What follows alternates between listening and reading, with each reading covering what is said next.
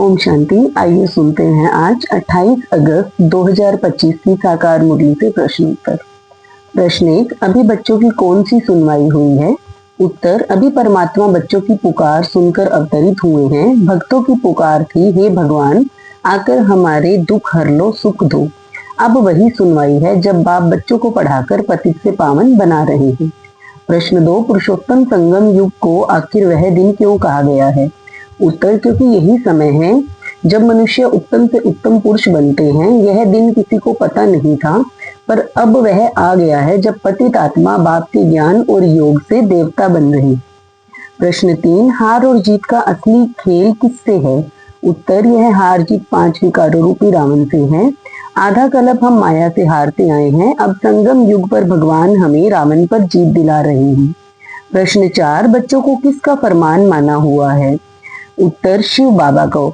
उनका फरमान है, बच्चे दैवी कर्म करो, भ्रष्ट कर्म नहीं। समय को व्यर्थ ना गवाओ और बेहद की जीत के लिए पुरुषार्थ करो। प्रश्न 5, इस समय भारत की स्थिति क्या है और पहले क्या थी? उत्तर, अभी भारत दरिद्र और पतित है, यहाँ दुख दर्द है। पहले भारत साहूकार था, देवता धर्म से संपूर्ण सुख शांति थी और विश्व पर राज्य था। प्रश्न 6, बाप कौन सी पहली मत देते हैं? उत्तर, पहली मत है, देही अभिमानी बनो, आत्मा को स्मृति में लाओ। देह अभिमान छोड़ने से आत्मा पवित्र व सतो प्रधान बन सकती है। प्रश्न 7, स्वर्ग में कोई अप्राप्त वस्तु क्यों नहीं होती? उत्तर, क्योंकि वहां संपूर्ण सुख शांति और संपन्नता होती है।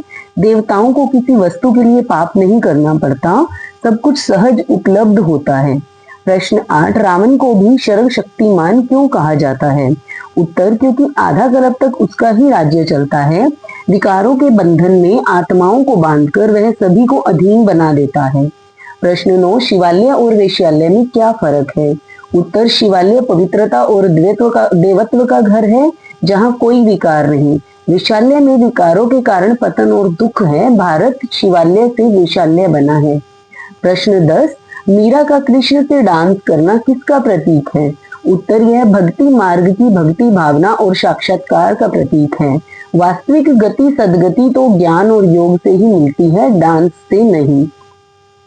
प्रश्न 11, ज्ञान रत्नों की वास्तविक कीमत क्या है? उत्तर, ये अमूल्य रतन आत्मा को पद्मपति साहूकार बनाते हैं। इनसे अम्र आय, सुख शांति और ऊंचा पद प्राप्त होता है।